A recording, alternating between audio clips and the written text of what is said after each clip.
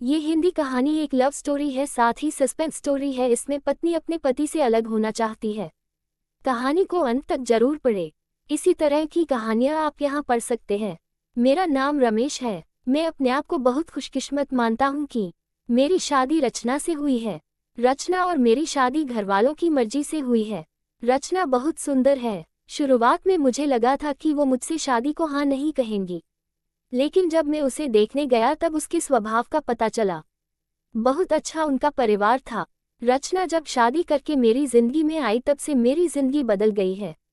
सभी मुझे कहते थे कि मैं बहुत खुशकिस्मत हूँ।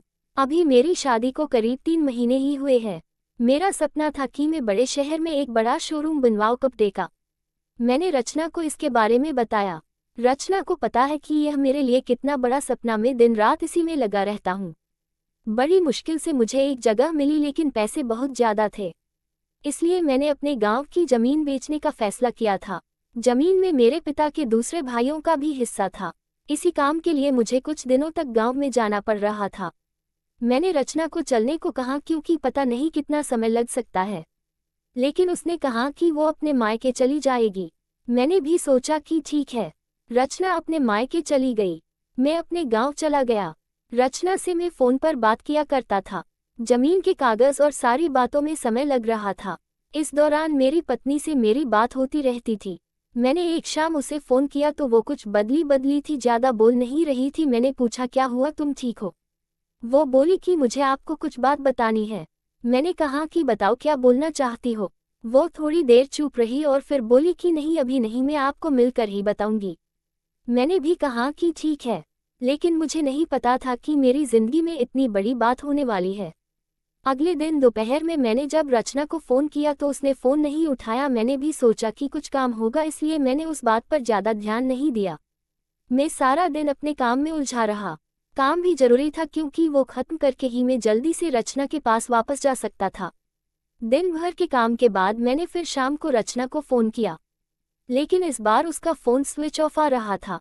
मैंने फिर सोचा कि शायद किसी काम से गई होगी और मोबाइल स्विच ऑफ हो गया होगा। मैंने रात फिर किया क्योंकि दिन भर बात हो ना हो, लेकिन रात में ज़रूर बात किया करते थे। लेकिन रात में भी उसका फ़ोन स्विच ऑफ था।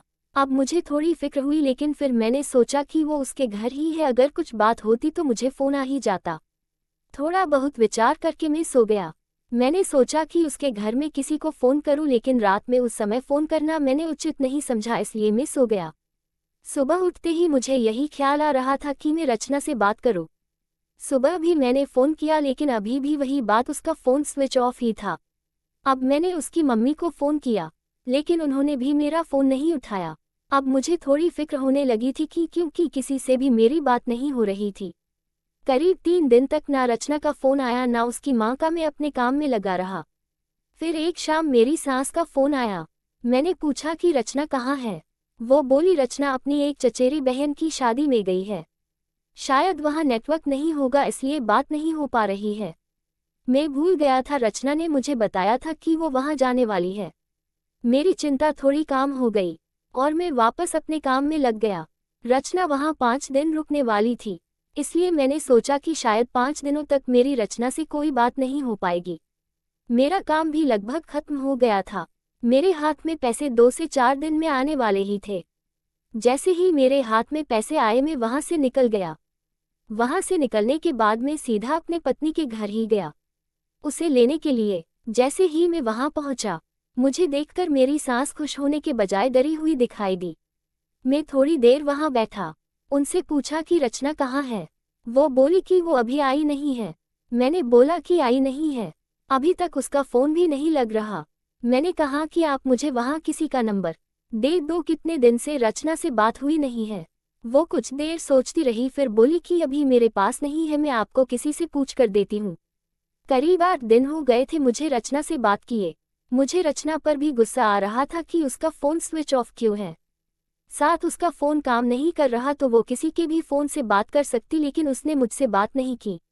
मैंने सोचा था कि जब वो आएगी तो उसे ज़रूर डांटूंगा। मेरी सास का फ़ोन नहीं आया। करीब 12 दिन हो गए मैं उनके घर वापस गया, लेकिन अब वो भी घर पर नहीं थी, ना ही मेरा फ़ोन उठा रही थी। अब मेरे मन में बहुत सारे विचार आने लगे कि आखिर बात क्या है जो रचना और उसके घरवाले मुझसे इस तरह का बर्ताव कर रहे हैं। मैंने उन्हें मैसेज किया कि अब मैं पुलिस के पास जाऊंगा। मेरी इस धमकी से शायद वो डर गई और उनका फ़ोन आया। बोली कि बेटा मैं तुम्हें कुछ बताना चाहती हूँ, तुम घर आ जाओ। अब मेरी चिंता बढ़ती जा रही थी।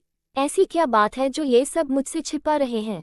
मेरी पत्नी ने मुझसे 20 दिनों से बात नहीं की थी। मैं अगले दिन उनके घर गया। मेरी सास का मुंह उतरा हुआ था। मैं बहुत गुस्से में था।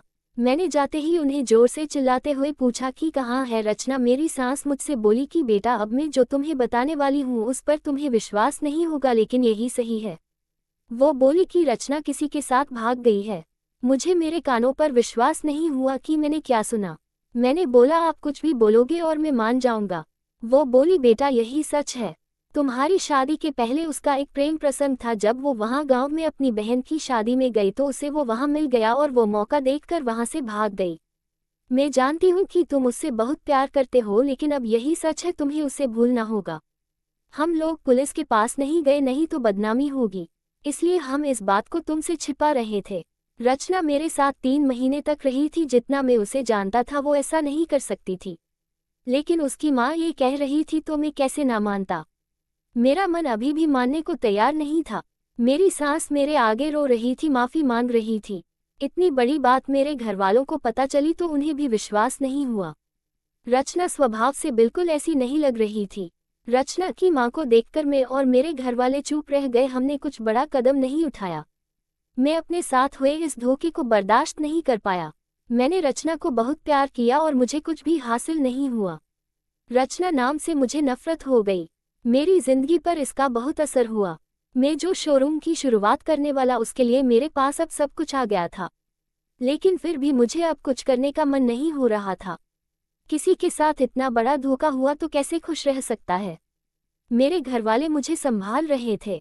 मैंने उसे बहुत ढूंढने की कोशिश की। मैं चाहता था कि वो मुझे मिले तो मैं उससे पूछूं कि आखिर उसने मेरे साथ ऐसा क्यों किया। धीरे धीरे समय बीतता गया। उसे गए अब 7 महीने हो गए थे और मैं भी उसे भूलकर अपनी जिंदगी में वापस बिजी होने की कोशिश करने लगा। मेरा उसके घर यहाँ से जाना हुआ। ऐसे ही मेरा ध्यान उनके घर की खिड़की पर पड़ा। मुझे दिखाई दिया कि खिड़की में रचना है। एक झलक सी मुझे दिखी। मैंने उसी समय उनके घर का दरवाजा बजाया। मेरी सास ने दरवाजा खोला और वो मुझे देखकर ही डर गई।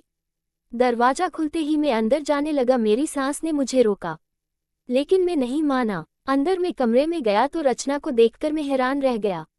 रचना व्हीलचेयर पर बैठी थी। रचना ने मुझे देखा और उसकी आंखों से आंसू आ गए। मैंने पूछा ये क्या हुआ। रचना बस रो रही थी। मेरी सास बोली कि बेटा रचना जब शादी में गई थी तब उसका एक्सीडेंट हो गया था और उसे ऐसी जगह चोट आई जिसके कारण अब वो चल नहीं सकती है। एक्सीडेंट के समय भी बेहोशी में ये कह रही थी तुम्हें ना बताए वो बड़े काम के लिए गए हैं।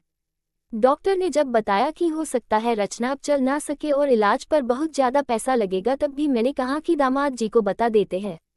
लेकिन रचना ने कहा कि मैं उनकी ज़िंदगी खराब नहीं कर सकती। उनका सपना है शोरूम खोलने का है। उनकी ज़िंदगी में जाऊंगी तो उन पर बोझ ही बनूंगी। इसलिए रचना ने ये झूठ तुम्हें कहने को कहा ताकि तुम उसे भला बुरा कहकर उसे भूल जाओ, उससे नफरत करो। मेरी पत्नी मुझसे इतना प्यार कहती थी। मैंने उससे कहा कि रचना अगर मेरे साथ ऐसा कुछ हो जाता तो क्या तुम मुझे छोड़ देती। रचना ने रोते हुए कहा कि ऐसा मत बोलो। रचना ने कहा कि मैं आपकी दोषी हूँ। एक्सीडेंट में हमारा बच्चा जो मेरे गर्भ में था वो भी नहीं बचा। आप मुझे भूल जाए, दूसरी शादी कर लीजिए। मैं आप पर बोझ नहीं बनकर रहना चाहती। रचना की आंखों से आंसू नहीं रुक रहे थे। कितने दिनों उसने इन्हें रोक रखा होगा। मैंने रचना को बीते कुछ महीनों में ना जाने क्या कुछ नहीं कहा, लेकिन अब वो रचना को एक पल भी अपने से दूर नहीं रखना चाहता था। मैंने रचना की एक बात नहीं सुनी। मैं रचना को अपने साथ ले आया। अब कोशिश यही है कि वो फिर से चल सके। मैंने मेरा शोरूम बेच दिया और अच्छे से अच्छे अस्पताल में रचना को दिखाया है। उम्मीद की किरण दिखाई दे रही है। बस मैं यही चाहता हूँ कि वो फिर से अपने पैरों पर खड़ी हो जाए।